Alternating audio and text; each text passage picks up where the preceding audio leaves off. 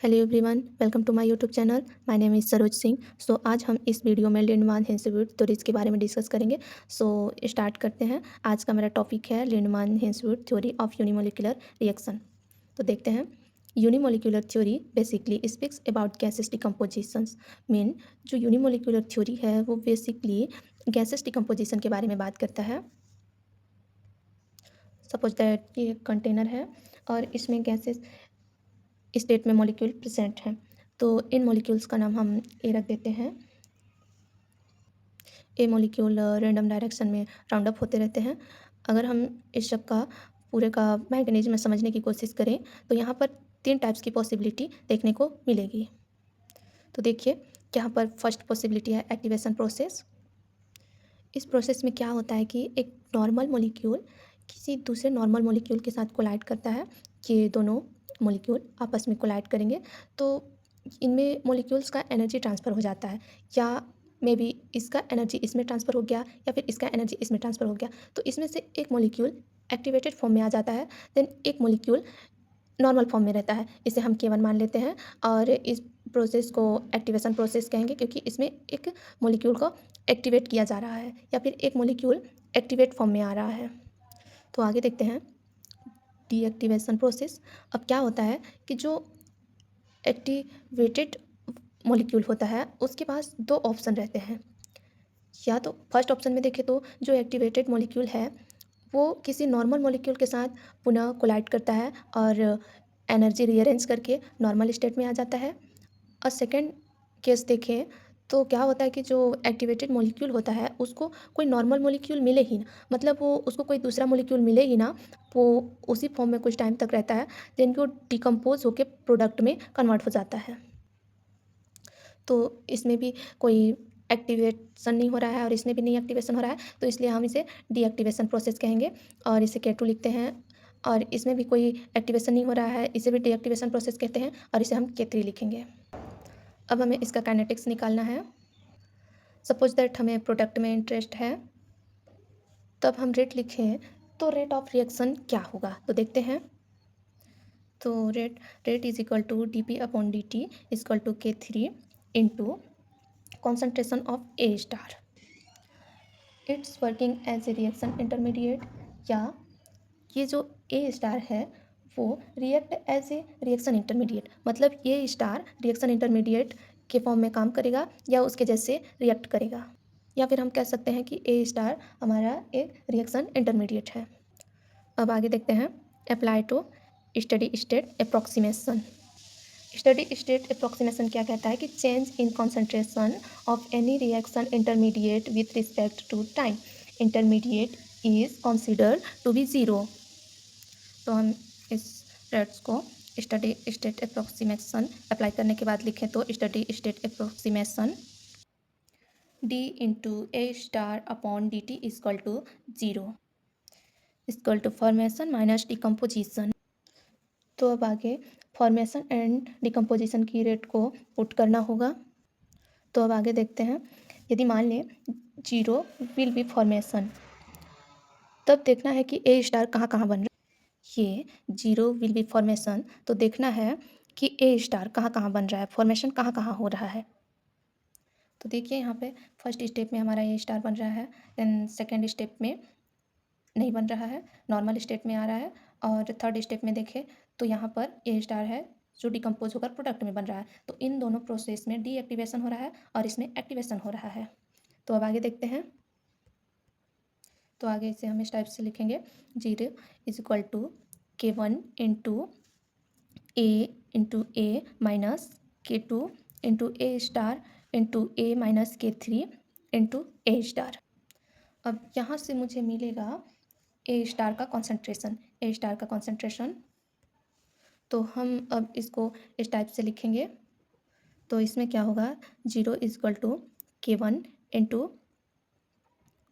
Into A square, क्योंकि यहाँ पे 2 ए हैं तो इन दोनों को हम एक में करके लिखेंगे, माइनस 2 माइनस है तो एक माइनस कॉमन ले लेंगे K2, और ए स्टार को हम यहाँ कॉमन ले लेंगे, ए स्टार लिखेंगे plus K3 into A star. तो अब मुझे ए स्टार का कॉन्सेंट्रेशन चाहिए था, तो अब मुझे ए स्टार चाहिए, तो मैं इसे डायरेक्ट लिख रही हूँ। इसको इस टाइप से लिखते हैं, तो हमारा ए स्टार हो जाएगा और इक्वल टू के one into A square upon K3 plus K2 into A. That is equation of Lindeman theory. But unfortunately A molecule gases state में है, तो गैसेस स्टेट में कॉन्सेंट्रेशन नहीं होता है, इसमें प्रेशर होता है। तो हम इस पूरे इक्वेशन को मॉडिफाई करते हैं। देन मॉडिफाई करने के बाद तो अब हम इस पूरे इक्वेशन को मॉडिफाई करेंगे। तो आगे देखते हैं। आफ्टर मॉडिफाइंग द इक्वेशन, मतलब मॉडिफाई करने के बाद जो इक्वेशन आता है उसको लिखते हैं। तो यहाँ पर हमने कहा कि जो मॉलिक्यूल है वो गैसेस स्टेट में है, तो गैसेस स्टेट में कॉन्सेंट्रेशन नहीं होता है, तो इसमें प्रेशर लिखते हैं। तो जब हम इसका मॉडिफाई करते हैं तो यहाँ पर हो जाता है K1 PA square upon K3 plus K2 PA। तो अब हम इस इक्वेशन को सब्स्टिट्यूट करते हैं। तो इसको सब्स्टिट्यूट करने पर क्या होगा, rate equal to K3 K1 PA square upon K3 plus K2 into PA। अब आगे देखते हैं। अब यहाँ पर हम एक काम कर सकते हैं कि ऊपर नीचे दोनों तरफ K2 से डिवाइड कर देते हैं। अगर हम ऊपर नीचे दोनों का K2 से डिवाइड करते हैं तब हमारा फॉर्मूला क्या बनता है। तो देखिए K3 into K1 upon K2 into PA square upon K3 upon K2 into PA। Sorry, यहाँ पर फिर से बोल रही हूँ, K3 into K1 upon K2 into PA square all divided by K3 upon K2 PA। अब यहाँ पर K3 into K1 upon K2 into PA square को सब्स्टिट्यूटेड बाई K, मतलब K के द्वारा हम सब्स्टिट्यूट करते हैं, और K3 upon K2 plus PA को हम सब्स्टिट्यूटेड बाई K डैश, मतलब इसको K डैश के द्वारा सब्स्टिट्यूट करते हैं। तो सब्स्टिट्यूट करने के बाद क्या होगा, rate is equal to K, इस सब के मतलब इन सब के जगह पर K लिखेंगे, और हमारा ये PA स्क्वायर हो गया, और ये K3 upon K2 plus PA, इस सब के जगह पर हम K डैश लिख रहे हैं, प्लस PA हो गया। वेयर, यहाँ पर देखिए लिखा है कि where K equal to K3 into K1 upon K2 और K dash equal to K3 upon K2।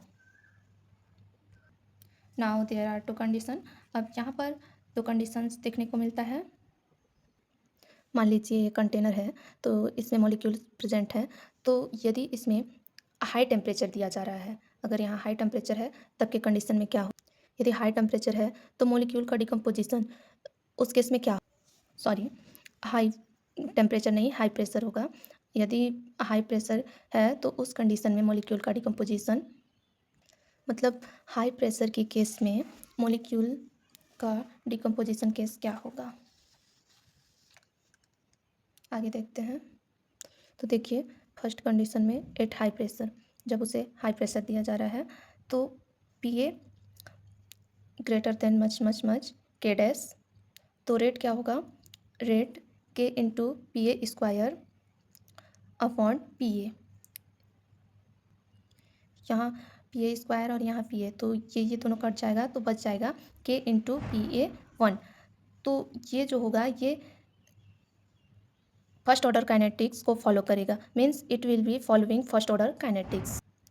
आगे देखते हैं सेकेंड कंडीशन में क्या होता है कि जब लो प्रेशर पे किसी मॉलिक्यूल का डिकम्पोजिशन होता है एट लो प्रेशर, तब के केस में PA less than K dash, PA much much less than K dash, तब के केस में देखिए rate equal to K into PA square upon K dash directly proportional PA square. ये दोनों constant हैं। ये जो होता है इसके डायरेक्टली प्रोपोर्शनल होता है, तो इस केस में जो होगा ये भी it will be following second order kinetics, ये सेकेंड ऑर्डर काइनेटिक्स को फॉलो करेगा। तो आज के लिए बस इतना ही, फिर मिलेंगे नेक्स्ट वीडियो में। तब तक के लिए बाय बाय।